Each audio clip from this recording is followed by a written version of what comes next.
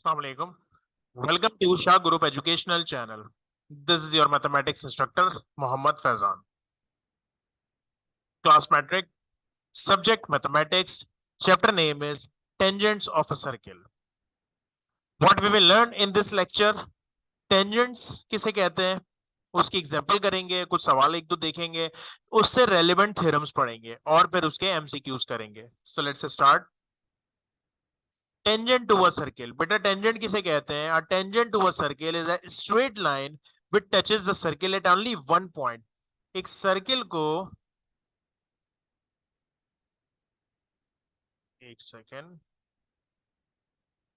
Okay, एक circle को एक लाइन जो किसी एक पॉइंट पे टच करती हुई जाए उस लाइन को कहा जाता है टेंजेंट टू अ सर्किल. और जिस पॉइंट पे वो टच करती हुई जा रही होती है उस पॉइंट को क्या कहते हैं? बेटा उस पॉइंट को कहते हैं, the point is called point of tangency. Direct common tangent क्या होता है बच्चों? डायरेक्ट कॉमन टेंजेंट होता है, the direct common tangent meets on the line passing through centres and divided externally in the ratio of the radius. यानी कि आपने एक सर्किल बनाया, आपने दूसरा सर्किल बनाया, दोनों के सेंटर से एक लाइन पास हो रही है, ठीक है. अब ये सेंटर से रेडियस और ये सेंटर से रेडियस, एक लाइन जो इन दोनों को पास करती हुई जाएगी उसे हम कहेंगे डायरेक्ट कॉमन टेंजेंट्स, ठीक है. ट्रांसवर्स कॉमन टेंजेंट क्या होगा? इसी का उलट, यानी कि एक सर्किल दूसरा सर्किल सेम साइज के भी हो सकते हैं, डिफरेंट साइज के भी हो सकते हैं, दोनों का सेंटर ऊपर की तरफ. अच्छा, डायरेक्ट कॉमन टेंजेंट में दोनों ऊपर की तरफ थे, ट्रांसवर्स में क्या होगा? एक ऊपर एक नीचे, यानी कि लाइन कुछ ऐसे पास करती हुई जाएगी. तो डायरेक्ट कॉमन टेंजेंट्स में एक्सटर्नली रेशो बनेगा और ट्रांसवर्स कॉमन टेंजेंट में इंटरनली बनेगा. ओके, कुछ एग्जांपल करते हैं. लिखा हुआ, the length of the tangent segment from a point at a distance 5 centimetre from the centre of the circle is 4 centimetre. Find diameter, circumference and area of circle. तो आपको मालूम है डायमीटर, सर्कमफेरेंस और area मालूम करने के लिए are की जरूरत पड़ती है.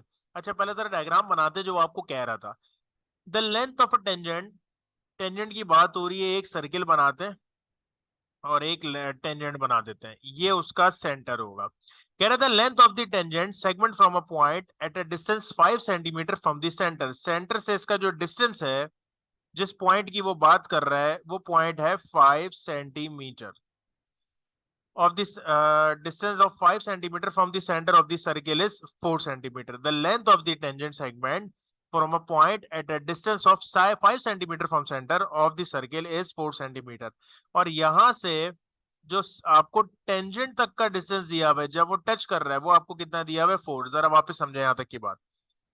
कह रहा है कि एक टेंजेंट है. अच्छा, टेंजेंट तो बहुत बड़ा होता है, लाइन होती है वो ना खत्म होने वाली, लेकिन उसने आपको बता दिया कि 4 सेंटीमीटर, जिस पॉइंट की वो बात कर रहा है उस पॉइंट से सर्किल के जिस जगह पे वो टच कर रही है लाइन, उसका डिस्टेंस आपको 4 सेंटीमीटर दे दिया.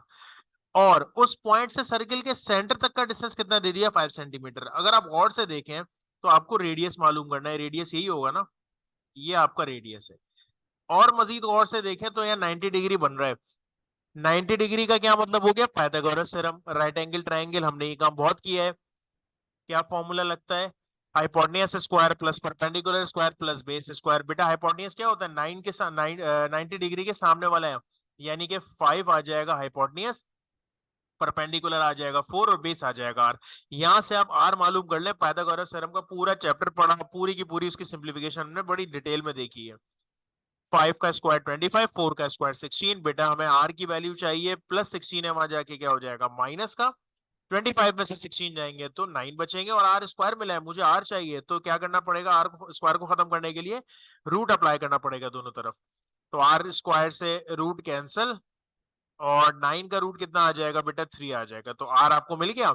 अब हमें जो जो मालूम करना था मालूम करते हैं. डायमीटर क्या होता है आपको मालूम होना चाहिए. डायमीटर होता है बेटा, हम यहाँ मालूम कर लेते हैं, डायमीटर होता है 2r. तो बेटा 2 अपनी जगह, आर की वैल्यू कितनी आई हमारे पास? 3. तो 2 3 6. सवाल में क्या आता है? सेंटीमीटर. जवाब में भी क्या आ जाएगा? सेंटीमीटर. तो ये आपने डायमीटर मालूम कर लिया. फिर अगर हमसे कहा जाता है सरकमफेरेंस बताएं, तो सरकमफेरेंस क्या होता है? 2 पाई आर. तो 2 पाई r का मतलब ये हुआ कि 2 पाई r आपने लिखा, 2 की जगह 2, पाई की वैल्यू तो पता है ना आपको कितनी होती है, 3.14, और r की वैल्यू सवाल में पहले से दी हुई है। इन तीनों को करते हैं मल्टीप्लाई, तो रिजल्ट आ जाएगा 18.84 सेंटीमीटर। और क्या मालूम करना था, एरिया ऑफ सर्किल। तो बेटा एरिया ऑफ सर्किल का फॉर्मूला होता है पाई आर स्क्वायर, तो पाई की जगह 3.14 आएगा और आर की जगह क्या आ जाएगा, 3 आ जाएगा। और जाहिर है आर पे स्क्वायर था तो 3 पे भी स्क्वायर। इनको मल्टीप्लाई कर देते हैं, 3 का स्क्वायर 9, 9 को 3.14 से मल्टीप्लाई करेंगे तो रिजल्ट आ जाएगा बेटा 28.26। और एरिया का यूनिट क्या होता है, स्क्वायर में होता है जो भी। तो सवाल में सेंटीमीटर है तो हम क्या लिख देंगे, सेंटीमीटर स्क्वायर। सवाल में मीटर होता तो हम क्या लिख देते, मीटर स्क्वायर। नेक्स्ट हमारे पास क्या है, find the length of the tangent segment to a circle of radius 7 centimeter from a point at a distance of 25 centimeter। तो फिर से टेंजेंट की बात हो रही है, एक सर्किल बनाते हैं, टेंजेंट बनाते हैं।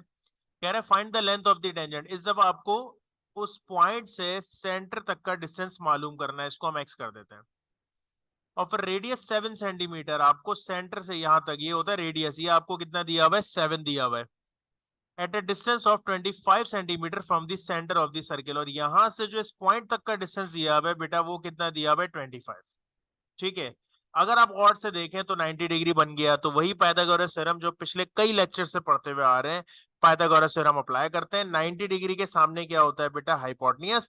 तो हाइपोटेन्यूस की जगह आ जाएगा 25, परपेंडिकुलर एक्स है और बेस कितना है हमारा 7। दोनों का स्क्वायर मालूम कर लेते हैं कैलकुलेटर से, एक्स की वैल्यू चाहिए तो 49 प्लस हो रहा है वहां जाके, माइनस 625 में से 49 माइनस होगा तो 606 आएगा, यानी 606 आएगा। स्क्वायर हटाने के लिए रूट अप्लाई करते हैं और 606 का रूट मालूम कर लेते हैं, तो आपको x की वैल्यू यानी कि लेंथ ऑफ टेंजेंट आपको मिल गया 24.61। और सवाल में क्योंकि सेंटीमीटर था, जवाब में भी हमने क्या कर दिया, सेंटीमीटर। जरा इससे रेलिवेंट थ्योरम पढ़ते हैं बेटा। थ्योरम में हमारे पास लिखा हुआ है, if a line is drawn perpendicular to a radial segment of a circle at its outer end point, it is tangent to the circle at that point. Prove ये करना है कि अगर कोई लाइन परपेंडिकुलर होगी सर्किल के circumference पे point रख के, तो वो उसका टेंजेंट होगी। जरा एक डायग्राम बनाते हैं। ये देखें, हमने एक डायग्राम बनाई, सिंपल सर्किल बनाया और एक लाइन खींच दी। अभी एंगल फिलहाल नहीं बनाया, क्या बनाया, एक सर्किल बनाया और एक लाइन खींच दी। हमें प्रूव करना है कि ये जो परपेंडिकुलर लाइन है ये सर्किल को टच करती हुई जा रही है, यानी कि सर्किल का टेंजेंट है। कंस्ट्रक्शन थोड़ी सी ये कर ली कि एक कोई भी पॉइंट ले लिया क्यू, जैसे भी सवालों में हम काम कर रहे थे, कोई भी एक पॉइंट ले लिया क्यू और ओ से क्यू को जोड़ दिया। अब गिवन क्या है वो लिखते हैं। सबसे पहले आपने बताया circle with centre O, circle का सेंटर ओ ये गिवन है। ए बी आपने लाइन बनाई है परपेंडिकुलर ओपी के, और पी जो है आपका एंड पॉइंट है सर्किल का। प्रूव ये करना है कि ए बी टेंजेंट है इस सर्किल पे, सिर्फ पी पे टच करती हुई जाएगी, सर्किल के और किसी पॉइंट पे टच करती हुई नहीं जाएगी। कंस्ट्रक्शन हमारी ये थी कि हमने क्यू पॉइंट इसी लाइन पे कहीं पर भी कंसीडर किया, यानी ड्रॉ ओ क्यू और फिर ओ से उसको जोड़ दिया। Where Q is any other point A B except P, P के अलावा कहीं पर भी आपने क्यू प्लॉट किया, ओ से उसको जोड़ दिया। जब जोड़ा तो आपको नजर आ रहा है कि आपका एक राइट एंगल ट्राइंगल बन रहा है और ये सामने वाला हाइपोटेन्यूस आपको मालूम है। चलो इसकी स्टेटमेंट और रीजन की बात करते हैं। सबसे पहले आपने बताया ट्राइंगल लिया, कौन सा, ओ पी क्यू, जो कि आपका राइट एंगल ट्राइंगल, जिसमें से ये वाला 90 डिग्री। ठीक है, क्योंकि परपेंडिकुलर है, ये तो सवाल में आपको पहले से पता था। अब हम क्या करते हैं, हमें एक चीज नजर आ रही है, अगर ये राइट एंगल ट्राइंगल है तो ये जो एंगल होगा, जो भी क्यू से एंगल बन रहा होगा वो 90 डिग्री से कम ही होगा। क्योंकि 90 डिग्री का अगर एक एंगल हो जाता है किसी भी ट्राइंगल में, अगर एक एंगल 90 डिग्री का, आपको मालूम है ना, तीनों एंगल मिला के कितना होता है, 180 ना। तो अगर एक एंगल 90 का हो गया तो बाकी दोनों मिल के 90 डिग्री के होंगे। तो ऑब्वियसली सी बात है कि दोनों एंगल जो है वो 90 से कम ही होंगे, कोई ना कोई एक्यूट एंगल ही होंगे। क्योंकि अगर दो एंगल 90 डिग्री के बन गए तो तीसरा एंगल तो बन ही नहीं पाएगा, 180 डिग्री होता है ना टोटल। इसलिए हमें पता है कि ये वाला जो एंगल है वो 90 डिग्री से छोटा ही होगा।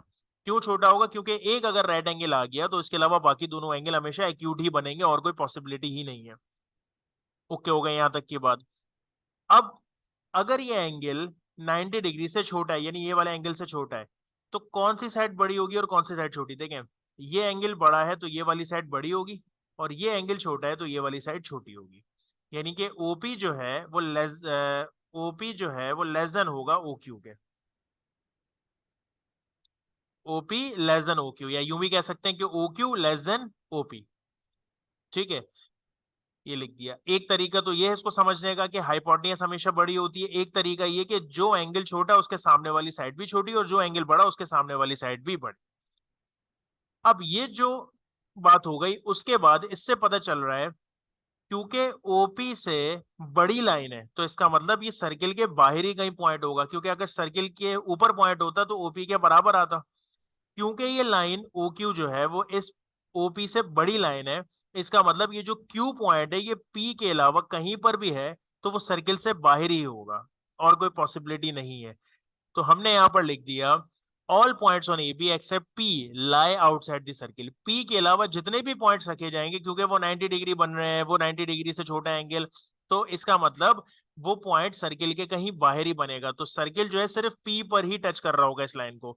तो यही चीज आपको प्रूव करनी थी, वो हमने प्रूव कर दी। कुछ एमसीक्यूज देख लेते हैं इसके, कुछ एमसीक्यूज देख लेते हैं इसके।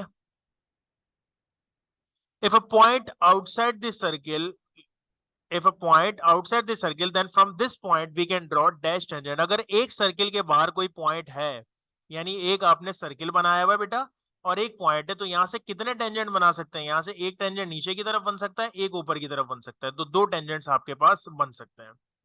Next we have angle between the radial segment and tangent at its outer end point. अभी हमने ये थ्योरम में भी देखा कि अगर यहां पर पॉइंट है, ये रेडियल है और यहां से टेंजेंट गुजरेगा तो कितना एंगल बनेगा इसका? 90 डिग्री, यानी कि परपेंडिकुलर होता है। Tangent drawn at end points of a diameter of a circle are dash each other. यानी कि एक सर्किल आपने बनाया, डायमीटर बनाया, एक टेंजेंट यहां से गुजारा, एक टेंजेंट यहां से गुजारा, तो ये दोनों लाइन आपस में कैसी हैं? पैरेलल हैं। The maximum number of common tangents between two circle. अभी कॉमन टेंजेंट्स मैंने आपको समझाया था कि एक सर्किल दूसरा सर्किल इस तरह से कॉमन टेंजेंट बनेगा, तो जैसे ऊपर बनेगा वैसे नीचे भी बन सकता है। तो कितने टोटल कॉमन टेंजेंट्स हो सकते हैं? दो हो सकते हैं। वेट, बात कुछ और कह रहे हैं। The maximum number of common tangent between two circle touching internally. Okay, touching internally की बात कर रहा है, यानी कि एक सर्किल ये है और दूसरा सर्किल इसको टच कर रहा है। नाउ अब यहां से कितने गुजर सकते हैं? यहां से डायरेक्ट कॉमन टेंजेंट आपके पास एक ही बन सकता है, क्योंकि दूसरी तरफ और कोई पॉइंट नहीं है। तो यहाँ पर इंटरनली की अगर बात की जाएगी तो एक ही, अगर वो दोनों सर्किल अलग होते तो फिर हमारा आंसर टू था। तो फिलहाल इंटरनली की बात की जा रही है, तो सर्किल से हमारे पास एक ही लाइन पास हो सकती है। The maximum number of common tangents between two circle touching externally, यानी कि एक सर्किल हमारे पास यहां बना हुआ है, एक सर्किल यहां पर बना हुआ है, दोनों एक्सटर्नली टच कर रहे हैं, यहां से हमारे पास दो कॉमन टेंजेंट्स बन सकते हैं। सो होपफुली बात समझ में आ गई होगी। इंशाल्लाह नेक्स्ट क्लास में इसको कंटिन्यू करेंगे। Thank you so much. Allah Hafiz.